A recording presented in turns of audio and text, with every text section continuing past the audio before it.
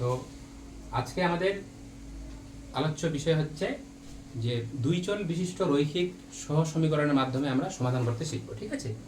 আচ্ছা, তো দেখো আমরা জানি যে একটা রৈখিক সমীকরণের সাধারণ আকার হচ্ছে ax plus by plus c equal to 0, তাই না? তাহলে দেখো এই যে আমি লিখলাম, কিন্তু এখানেই কিন্তু আমরা থেমে যাব না। ঠিক আছে, এখানে আরেকটা আমাকে কথা বলতে হবে। সেটা কি?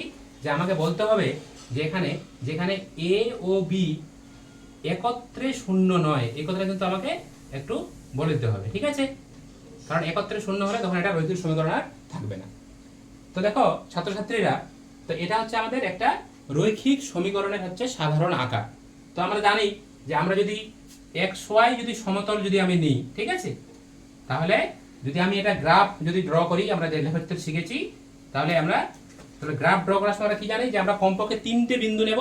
তাহলে তিনটে বিন্দুকে আমি যদি যোগ করে দিই, সাপোজ ধরো এই বিন্দুগুলো এমন একটা এরকম বিন্দু আসলো, তাই না? তাহলে এটাকে আমি যুক্ত করে দিলাম। তাহলে এটা যুক্ত করলে তাহলে দেখো এই জন্য এটাকে রৈখিক বলা হয়, কারণ এটা যে বিন্দু তিনটা পাবো এই বিন্দু তিনটা ওই রেখার ওপরেই থাকবে। আচ্ছা, তো এবার হচ্ছে আমাদের যেটা আসল আমাদের আলোচনা, সেটা হচ্ছে কি যে এরকম যদি আমি দুটো সমীকরণ নিয়ে নিই, সহ সমীকরণ, তাহলে তাদের যে সমাধানগুলো সেই সমাধানগুলো কিরকম হবে সেটা হচ্ছে আজকে আমরা শিখব। তাহলে দেখো এটা হচ্ছে সাধারণ আকার। তাহলে এর দুটো রৈখিক সাধারণ আকারের সমীকরণ আমরা লিখে নিচ্ছি a1x plus b1y plus c1 equal to 0 এবং a2x plus b2y plus c2 equal to 0, তাই না? তাহলে দেখো তাহলে এটা দুটোই এরা সমীকরণ, রৈখিক সমীকরণ। তাহলে এই দুটো সমীকরণের মধ্যে আমি যদি সমাধান যদি খুঁজে বার করতে চাই, তাহলে সেই সমাধানগুলো কিরকম হবে সেটা আজকে আমরা দেখব। তাহলে প্রথমে দেখো, তাহলে বলো তো এই যে দুটো সরল রেখা, তাহলে দুটো সরল রেখা এদের মধ্যে কি কি হতে পারে বলো? তাহলে দেখো, তাহলে আমি যদি বলি যে দুটো সরলরেখা পরস্পরকে ধরো ছেদ করলো, একটা নির্দিষ্ট বিন্দুতে ছেদ করলো, তাহলে এরকম একটা ছবি হতে পারে আমাদের। ঠিক আছে, বা হতে পারে যে একটা সরলরেখা আর একটা সরলরেখা কখনোই তারা মিলিত হচ্ছে না, অসীম দূরত্ব গিয়েও মিলিত হচ্ছে না। তাহলে আমরা কি জানি যে এরকম দুটো সরলরেখা যদি পরস্পর মিলিত না হয় অসীম দূরত্ব গিয়েও, তো আমরা এটাকে বলি সমান্তরাল, তাই না? আর একটা কি হতে পারে, আর একটা এমন হতে পারে যে একটা সরলরেখা আর একটা সরলরেখার লেখচিত্র অঙ্কন করব, তখন সেই সরলরেখাটা এটার উপরই ধরো সমাপাতিত হয়ে গেল। তাহলে এরকম তিন ধরনের হতে পারে, তাই না? তাহলে দেখো, তাহলে এই যে আমি ছবিটা তোমাকে বুঝিয়েছি, তাহলে দুটো সরলরেখা একটা বিন্দুতে ছেদ করা, তার মানেই হচ্ছে এখান থেকে আমরা কি বলবো, যে আমরা বলবো এই দুটো সমীকরণের এদের একটি মাত্র সমাধান থাকবে এবং সেই সমাধানটা হবে এদের এই ছেদবিন্দুটা। বোঝা গেছে? আচ্ছা, ঠিক। এবার দেখো, তাহলে যখন দুটো সরলরেখা পরস্পরকে ছেদ করবে, তখন আমি কি বলবো, যে এদের সমাধান হচ্ছে একটাই। তো এটা তো আমাদের গ্রাফিক্যালি বললাম, ছবি দিয়ে। তাহলে আমি যদি এরকম গাণিতিকভাবে যদি বলতে চাই, তাহলে আমি কি দেখব? কারণ আমরা তো প্রতিবার তো আমরা এরকম ছবি এঁকে করতে পারবো না। তাহলে আমরা গাণিতিকভাবে কি করব? তাহলে দেখো এটা করার জন্য আমার কি করতে হবে, তাহলে আমি কি করব, এই যে দুটো সমীকরণ লিখেছি এর a1 বাই a2, ঠিক আছে, এটা দেখব যদি b1 বাই b2 এই অনুপাত দুটো যদি সমান না হয়, ঠিক আছে, এইটুকু দেখলেই হবে, আমাদের কনস্ট্যান্ট টার্ম দেখার দরকার নেই। যদি এই অনুপাত দুটো যদি সমান না হয়, তাহলে আমরা কি বলবো, যে আমরা বলবো তাহলে এই দুটো সমীকরণের রৈখিক সমীকরণের একটি মাত্র সমাধান থাকবে। বোঝা গেছে? ব্যাস। আচ্ছা, এবার দেখো, এবার 2 নাম্বার ছবিতে দেখো। তাহলে 2 নাম্বারটা কি বললাম, যে এই যে দুটো সরলরেখা এরা হচ্ছে কি বললাম, সমান্তরাল। তাহলে সমান্তরাল মানে কি, তারা কখনো মিলিত হবে না। তাহলে কখনো যদি মিলিতই না হয়, তার মানে সরলরেখা দুটো কোনো ছেদ করবে না। ছেদ না করলে তার কোনো ছেদবিন্দু পাবো না, তার মানে কোনো সমাধান আমরা পাবো না। তাহলে এটাকে যদি আমি গাণিতিকভাবে বলতে চাই, তাহলে কিভাবে বলবো, আমি এই জিনিসটা দেখবো, যদি a1 বাই a2, ঠিক আছে, a1 by a2 equal to b1 by b2 হয়, not equal to c1 by c2, তাহলে এই জিনিসটা আমি চেক করে দেখবো।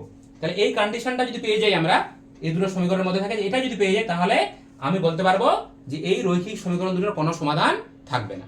ঠিক আছে? আচ্ছা, তাহলে আরেকটা কি থাকলো বললাম, তাহলে আরেকটা বললাম যে এই যে দেখো 3 নাম্বার আমাদের, যে একটা সরলরেখা আর একটা সরলরেখার উপর সমাপাতিত হয়ে গেছে। তার মানে কি, তার মানে তাহলে একটা আরেকটার সঙ্গে বিলীন হয়ে গেছে। তার মানে কি, তাদের মধ্যে কোনো পার্থক্য নেই। তাহলে কোনো পার্থক্য যদি না থাকে তাহলে আমি কি বলতে পারি, তাহলে বলতে পারি না, দেখো তো, যে a1/a2 equal to b1/b2 equal to c1/c2। দেখো বলতে পারি তো, কারণ কি, কারণ একটা সরলরেখা আর একটা সরলরেখার উপর সমাপাতিত হয়েছে, তার মানে তারা একদম বিলীন হয়ে গেছে, তার মানে কোনো পার্থক্য নেই। তাহলে কোনো পার্থক্য যদি না থাকে তাহলে দেখো এই যে সবগুলো কি হবে, এগুলো সমান হবে। তাহলে দেখো, তাহলে যখন এরকম একটা সরলরেখার উপর আরেকটা সরলরেখা যখন সমাপাতিত হয়ে যাবে তখন আমি এরকম কতগুলো সলিউশন পাবো, এর আমি অসংখ্য সমাধান পাবো। ঠিক আছে, তাহলে এই অসংখ্য সমাধান এই কারণে পেলাম, কারণ এই দুটো সমীকরণ তখন একটা সমীকরণ প্রকাশ করবে, আর একটা সমীকরণ হয়ে গেলে তখন x আর y এর মান এরকম আমরা অসংখ্য মানের জন্য আমি এই রৈখিক সমীকরণের আমি সলিউশন পাবো। ঠিক আছে, তাহলে এই দেখো, তাহলে এই যে রৈখিক সমীকরণের সাহায্যে আমরা এরকম 3 রকম আমি হচ্ছে সমাধান পাবো। ঠিক আছে, সুন্দর হয়েছে। তাও ঠিক আছে, 6 মিনিট হয়েছে, এবার কোশ্চেন ধরেছি, তাও খুলতে হবে না। খুব সুন্দর হয়েছে। এই যে তুমি যখন ওটা করেছো না, চিত্র 1 2 3 দিয়ে করে আরো ভালো হবে। হ্যাঁ, তো 1 2 3 ওটা যখন বড় বোর্ডে করা হবে। এই জায়গাটা শর্ট হয়ে গেল, দিলাম না কি দুইতে। আচ্ছা, এই যে তুমি যে বললে না যে রৈখিক সমীকরণ, তা আচ্ছা এই রৈখিক সমীকরণের ডিগ্রি কত? আচ্ছা, যেহেতু এটা রৈখিক সমীকরণ তাহলে আমাকে এটা অবশ্যই মনে রাখতে হবে যে x আর y এর ঘাতগুলো অবশ্যই লিনিয়ার থাকবে, এক থাকবে, একের বেশি থাকবেই না কখনো। আচ্ছা, ঘাত কখনো ভগ্নাংশ হতে পারে? ঘাত ভগ্নাংশ? হ্যাঁ, ঘাত কখনো ভগ্নাংশ? এখন যদি আমাদের এই যে সমীকরণগুলো আমি যেটা এখানে নিয়েছি, আমি যদি রৈখিক বাদ দিয়ে অন্য যদি আমি হতো, হ্যাঁ, তাহলে অন্য ক্ষেত্রেই বলছি, অন্য ক্ষেত্রে হতো তখন ওটা কার্ভ চলে আসবে, কার্ভের সমীকরণ চলে আসবে।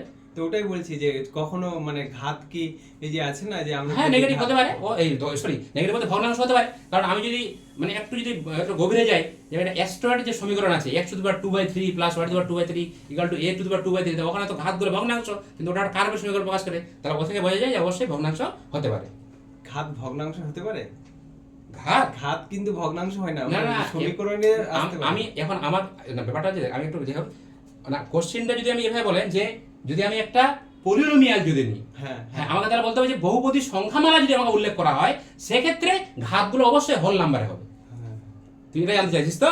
তো তুই আমাকে ঘাত ভগ্নাংশ হতেই পারে না, ওটাই তো পলিনোমিয়াল, ঘাত তো পলিনোমিয়ালই। ওটা আমাকে পলিনোমিয়াল তো বলতে ভগ্নাংশ না, ওটা হ্যাঁ। হচ্ছে যে যেটা ধরো থাকবে কি না, হ্যাঁ। ওটারই ধরো যেমন আছে ধরো x⁴3/2, তো হ্যাঁ। ওটাকে √x * 3 বার আমি লিখছি, তাহলে √x টাকেই আমি চল ধরবো, ওটাকে 3 বার লিখব, ওটাই হয়ে যাচ্ছে x⁴3/2। হ্যাঁ, তো ওটাই বলছি যে ওই ক্ষেত্রে আচ্ছা, ওটা হ্যাঁ, বহুপদী সংখ্যা। ওটাই ঠিক আছে। আচ্ছা, এই যে রৈখিক সমীকরণ আছে না, হুম। এই রৈখিক সমীকরণ গুলো সমাধান করার কয়েকটা পদ্ধতির নাম বলো। আচ্ছা, তাহলে এখানে যেরকম আমাদের দুটো আছে, ঠিক আছে, তো আমার দুটো তো লাগবেই সমাধান করার জন্য, তাহলে আমি এটাকে তোমার হচ্ছে সলভ করতে পারি ম্যাট্রিক্স পদ্ধতির সাহায্যে, ক্রামারস রুল বলে একটা। ঠিক আছে, তো এখানে এটা ক্রামারস রুল আমি এখানে অ্যাপ্লাই করতে পারবো না, কারণ আমাকে এটা যখন আমি ম্যাট্রিক্স রূপে নিব তখন এটাকে স্কয়ার ম্যাট্রিক্স আসতে হবে, তো এইটা ম্যাট্রিক্স আসবে না এখানে। তো এটাকে আমি যদি ওগুলো বাদ দিয়ে যদি তো এগুলোকে আমি এমনি যদি বলি তাহলে এটাকে আমি 4 ধরনের সমাধান করতে পারবো। এক হচ্ছে অপনয়ন পদ্ধতি, হ্যাঁ, 2 নাম্বার হচ্ছে তুলনামূলক পদ্ধতি, 3 নাম্বার দিয়ে বলো পরিবর্ত বা প্রতিস্থান পদ্ধতি, আর একটা হচ্ছে বজ্র গুণন পদ্ধতি। ঠিক আছে। আর এগুলো ছাড়া আর একটু উঁচু ক্লাসের দিয়ে কি কি নিয়ম? আর একটু উঁচু করে যদি বলতে চাই তাহলে আমি এটাকে যদি সলভ করতে চাই, তো এটা ম্যাট্রিক্স এডজুগেট এডজয়েন্ট ফ্যাক্টর দিয়ে আমি সলভ করতে পারবো। ওটার নাম কি, পদ্ধতিটার নাম কি? ওই পদ্ধতিটার নাম হচ্ছে আমার ঠিক এই মুহূর্তে মনে পড়ছে না। ঠিক আছে, তো ম্যাট্রিক্স আমি- পদ্ধতি বা বিপরীত হ্যাঁ, ম্যাট্রিক্স পদ্ধতি এরকম কিছু একটা হবে, আমি জেনে নেব স্যার এটা। ঠিক আছে। আচ্ছা, এবার কোয়াড্রেটিক ইকুয়েশন একটা লিখো তো। কোয়াড্রেটিক ইকুয়েশন লিখবো। কোডটা মুছে একটা লিখো, একটা কোয়াড্রেটিক একটা কিউবিক। স্যার আমি কি ওটা কি মানে 2 চল বিশিষ্ট লিখবো না 1 চল বিশিষ্ট? এক চল বিশিষ্ট লিখো। আচ্ছা, 1 চল বিশিষ্ট লিখবো।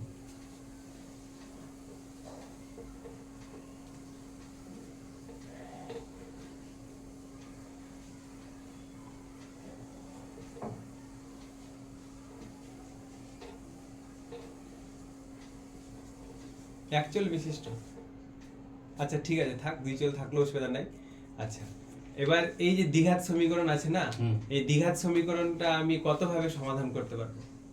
এই দ্বিঘাত সমীকরণটাকে আমি কতভাবে সমাধান করতে পারবো? হ্যাঁ, তো আমি যদি দ্বিঘাত সমীকরণ, যেহেতু এটা আমার 2 চল বিশিষ্ট লিখে দিয়েছি আমি, তো আমি যদি 1 চল বিশিষ্ট যদি নিতাম বা 2 চল বিশিষ্ট, আমি ওটাকে 1 চল বিশিষ্ট কনভার্ট করে নিই, যাই হোক। তো আমি এটাকে সাপোজ আমি এভাবে লিখছি, যদি x²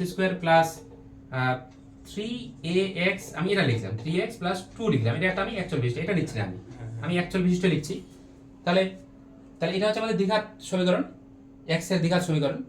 তো দ্বিঘাত সমীকরণকে এটাকে আমি যদি আমাদের একটা খুব ভালো একটা পদ্ধতি আছে আমাদের ভারতীয় একটা গণিতজ্ঞ শ্রীধরাচার্য, ঠিক আছে, তাহলে শ্রীধরাচার্যের সাহায্যে আমরা ওই ডিসক্রিমিনেন্ট বার করে আমি এটা সলিউশন করতে পারি। হ্যাঁ তো এটার সমাধান এখন থাকবে না থাকবে না, তো সেটা পাওয়ার জন্য আমাকে আগে এর ডিসক্রিমিনেন্ট যেটা আমরা সবাই জানি না থাক, ওটা বের করতে হবে না। হ্যাঁ, তো- সমাধান কি যে কোনো, আমার যে কোশ্চেনটা বলার ছিল যে দ্বিঘাত সমীকরণ আছে, হ্যাঁ। সমাধান কি সব সময় থাকবে না না, থাকবে না? তো দ্বিঘাত সমীকরণ আমাকে সমাধান থাকবে কি থাকবে না এটার জন্য আগে আমরা নিরূপকটা বার করব, করে দেখবো যে এটা যদি গ্রেটার দেন ইকুয়াল টু 0 হয় তাহলে আমরা বাস্তব সমাধান পাবো। আর অবাস্তব পেলে কি ওটা অবাস্তব সমাধান পেলে না? ওটাও সমাধানটা কাল্পনিক সমাধান, তো আমাদের যেহেতু ক্লাস 9 এ বা 10 এ আমি আসবো, তাহলে ওদের তো শুধু বাস্তব বিজি আছে, এই জন্য না আমরা ওটা না, আমি তোমাকে হ্যাঁ। এমনি জিজ্ঞেস করছি হ্যাঁ, হ্যাঁ, যে আমরা- কোনো একটা দ্বিঘাত সমীকরণের কি অলওয়েজ সমাধান থাকবে? দ্বিঘাত সমীকরণের সমাধান সব অবশ্যই সময় থাকবে? হ্যাঁ, সমাধান পাবো আমরা। আচ্ছা, তো ওইটাই জিজ্ঞেস করা যাবে। তো ওই অ্যালজেব্রিকের যে ফান্ডামেন্টাল থিওরেমটা মনে আছে হ্যাঁ, কি? যে মানে যে কোনো এলজেব্রিক সমীকরণের তার একটা রুট থাকবে, n সংখ্যক রুট থাকবে, হ্যাঁ 20 থাকবে, সেটা হ্যাঁ। বাস্তব বা বাস্তব বা অবাস্তব। কাল্পনিক উভয় হতে পারে। ওটাই ঠিক আছে, ওটাই। আচ্ছা, কিউবিক ইকুয়েশন আছে, হ্যাঁ, ওই কিউবিক ইকুয়েশন সলিউশন করার জন্য দুটো পদ্ধতি বলো তো। কিউবিক ইকুয়েশন সলভ করার জন্য আমাদের দুটো পদ্ধতি। প্রথম যদি পদ্ধতি আমি বলতে চাই, তাহলে আমি প্রথমত যদি ওটাকে ভেনিসিং মেথড বলে একটা, তাহলে সেই ভেনিসিং মেথড মানে উৎপাদক বিশ্লেষণ সাহায্যে যদি আমি লিখি, তাহলে সেখানে আমি সলভ করতে পারবো। আর না হলে আমি একটা আরেকটা মেথড আছে কার্ডান্স মেথড বলে, সেই মেথডের সাহায্যে আমি সলভ করতে পারবো। গুড, ঠিক আছে ঠিক আছে, ঠিক আছে, আর ধরবো? না ধরো, আমি বেরোতে হবে। ঠিক আছে।